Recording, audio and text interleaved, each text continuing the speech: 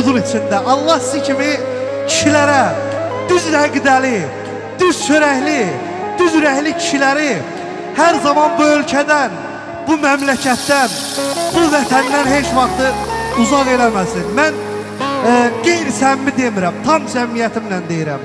Bu günləri Nurəddin əmiyə, dəyərli bəy atasına öz dərin təşəkkürümü bildirirəm ki, belə bir dəyərlidən dəyərli, həqiqətən sözün əsl mənasında dəyərlidən dəyərli məclisə məni dəvət elədiniz. Dəyərlilərə də dəyər vermək dəyərlilərin dəyəridir. Allah sizi heç vaxtı dəyərdən salmasın, sizə ürəyim qurban. Nizami Gəncəvi bir gözəl söz deyir, incə bir saflığı varsa da suda artıq içiləndə dərd verir o da. Yəni insanın yaşamaq üçün ən zəruri neymətlərdən biri sudur. Onu da qədərindən artıq içəndə insana ziyan verir. Hər bir şey qədərində gözəldir.